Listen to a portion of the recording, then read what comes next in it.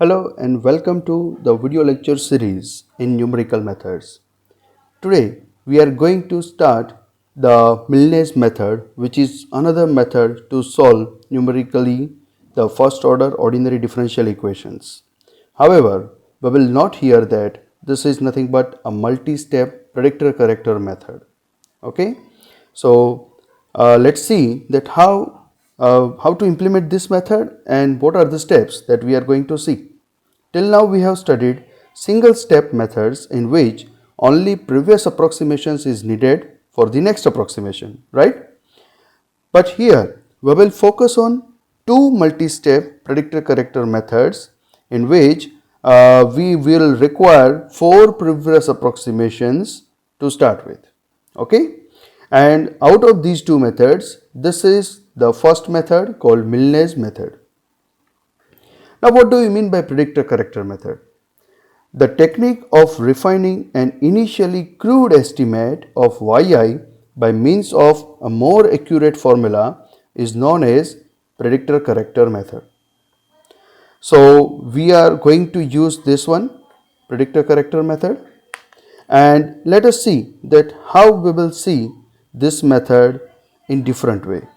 It means we are going to get a best result on the basis of the previous methods, and let's see that how we will derive this one. So the derivation, first we will consider dy by dx equal to f of xy and yx naught is equal to y naught. This is initial approximation and this is my differential equation, right? Now we require 4 approximations as we discussed earlier. So initial approximation y naught is given to you, and then y1, y2 and y3 can be obtained by using previous methods. In my earlier lectures you have seen that we have so many methods like Picard's method or Taylor's series method or Euler's method or whatever. So we can apply those methods in finding these approximations y1, y2 and y3, right? Basically we are going to stop there in earlier methods, but here it is not that case. Now let's see that how we are going to use these 4 approximations simultaneously to generate the required solution. So we are only given y naught as I told you, hence we will compute y1, y2 and y3 by any of the methods like Picard's method or Taylor's series method. After obtaining these y1, y2, y3, and already you know y naught, so by using these 4, what we are going to get?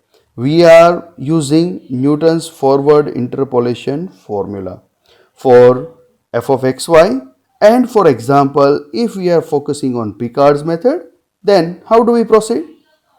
We know that this is my function with Newton's forward interpolation formula, and the relation given by Picard is this one. So how do we find y4? y4 is nothing but y naught plus integration x naught to x naught plus 4h fxy dx, right? Next, so this implies y4 is equal to y naught plus integration x naught to x naught plus 4h. I am substituting this relation fxy is equal to this one here, okay? So by using this relation we will have this expression, okay? Now we will note that we are going to simplify this integral on the basis of this assumption x equal to x naught plus nh, we have dx equal to h dn, right? So here basically n will act as a variable, h is fixed step size, and x equal to x naught, this implies n equal to 0, and x equal to x naught plus 4h, this implies n is equal to 4. So basically this integral now will become with the limits 0 to 4, okay? So this one y4 is equal to y naught plus h integration 0 to 4 f naught plus n delta f naught plus n into n minus 1 divided by 2 delta square f naught and so on, okay? So fine, this is my integral now, and if you integrate it, term by term integration is allowed because the functions are continuous. Therefore y4 is equal to y naught plus h times The first integral will give you this value 4 f naught, then second integral will be 8 delta f naught, then third integral will give you 20 by 3 delta square f naught. You can verify these terms, and similarly for higher order terms.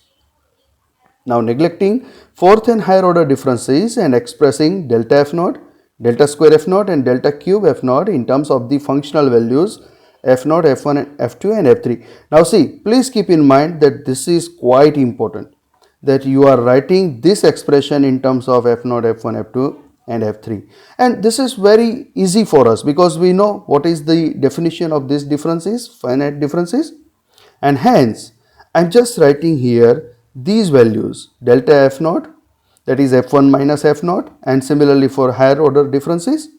So finally, once I substitute these all values here for f naught, delta square f naught, delta cube f naught, simplify it and you will get this relation. The boxed expression is quite important.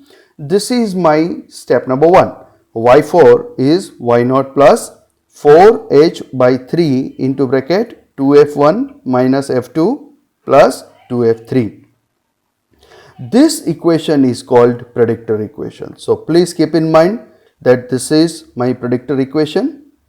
The convenient notation adopted here is y4p, or you can give the notation in this way, y4 then in bracket p, or in some books you may find this kind of notation, y4 and bracket predictor, so pred. Or you can also write in this way, y4p. Basically this is not y4 at p, and to avoid confusion we will not going to use this kind of notation. You can either use this one or this one, okay. And similar notation for correctors will also be implemented, like y4c, y4c or y4corr, like that, okay.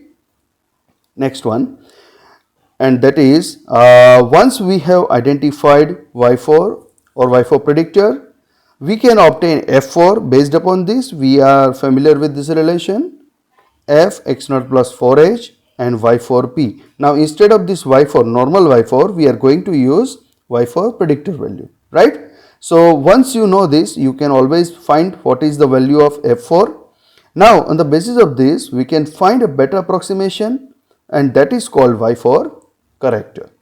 We will use Simpsons rule for this integral. For example, integration x0 to x0 plus 2h to x0 plus 4h fxy dx, right?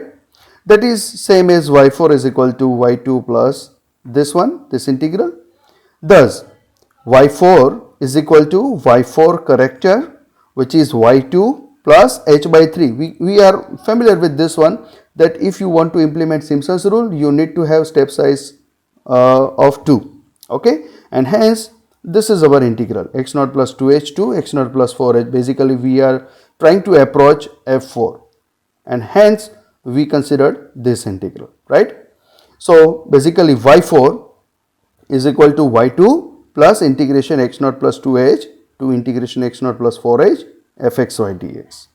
Thus y4, which is same as y4 corrector, which is y2 plus h by 3 f2 plus 4f3 plus f4. This is famous Simpsons formula. So middle terms are multiplied with 4. So this is initial point, this is final point, and this is middle point f3. So f2 plus 4f3 plus f4, and obviously h by 3 is also there. So this is simple Simpsons formula.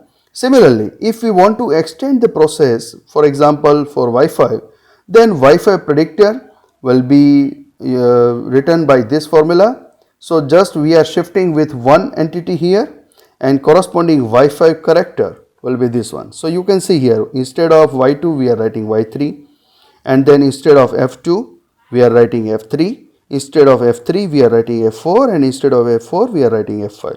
So the higher versions are quite easy once you understood equation number 1 and 2. Let me again repeat here that this is our equation number 1, this is our predictor formula, y naught plus 4h by 3, 2f1 minus f2 plus 2f3, and this is our corrector formula, y4c, that is y2 plus h by 3 f2 plus 4f3 plus f4, and hence we could write the similar formula for higher approximations like y5. Okay, So one can think of these formulae now for YIP and YIC, that is YI for predictor and the same formula for corrector. Okay, so I am just leaving to you guys as a part of homework that you can even derive the general relations. You can write down the general formulas for predictor and corrector.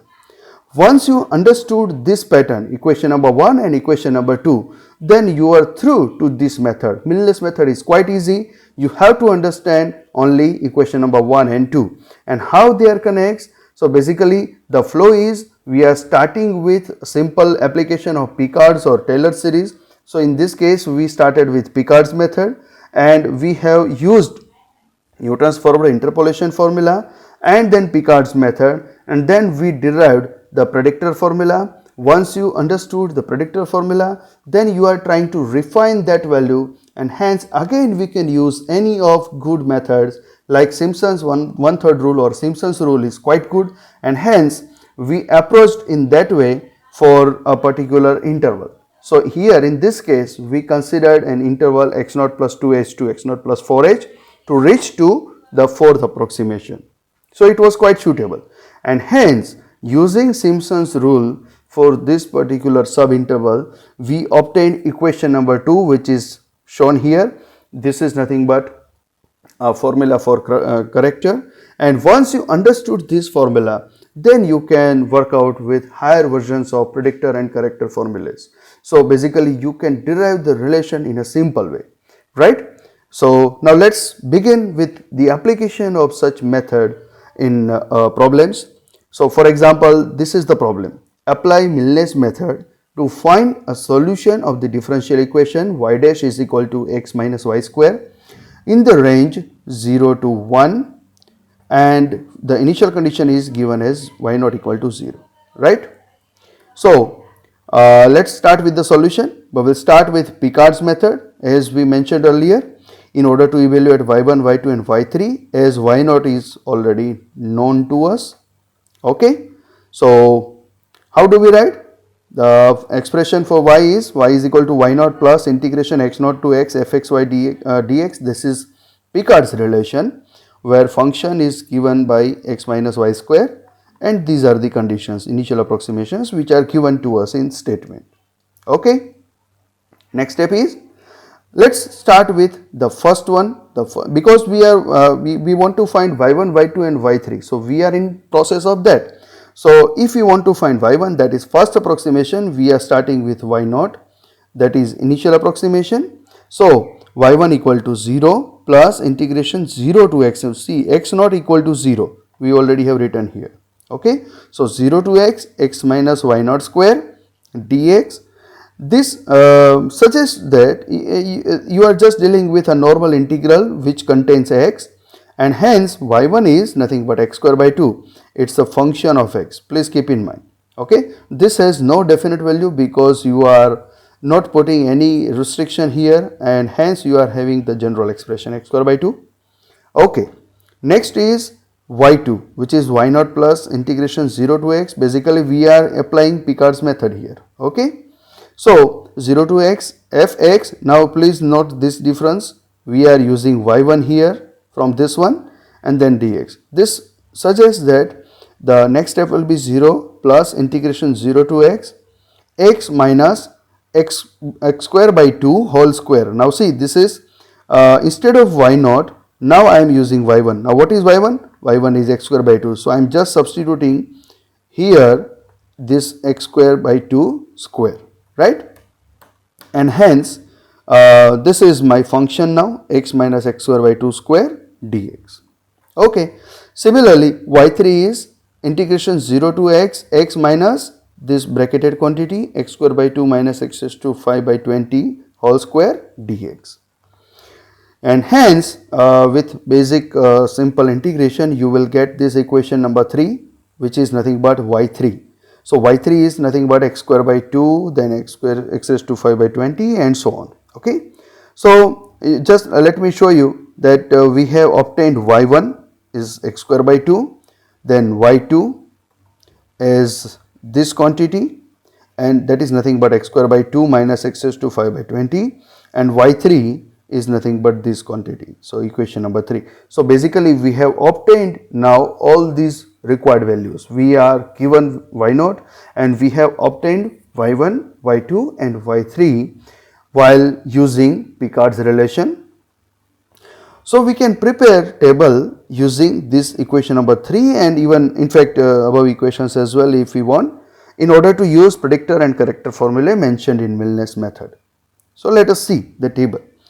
Basically x0 is 0.0 at first stage, y0 is 0 which is given to us. We have seen that if you substitute these two values in our function. Now what is fxy? Let me just show you. This fxy is x minus y square. So you can substitute here 0 and this y equal to 0, right? And hence f0 is 0. Okay, the next stage is you are just having the step size 2 in order to get the convenient application of Simpsons rule. So 0.2, so x1 is equal to 0.2, y1 is 0.02 and f1 you can obtain using the simple algebra, and hence you will get this relation, this value 0.1996. In the same way you just move forward, x2 which is 0.4, then y2 0.0795 and f2 is this, and likewise x3, y3 and f3. So you can find these triplets easily once you understood the relations. Okay.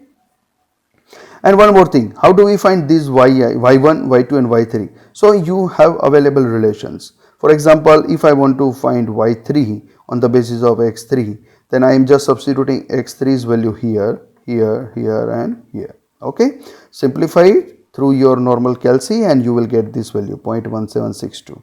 And once you have found these values x3 and y3, you can easily substitute in my fx y to get this value, right?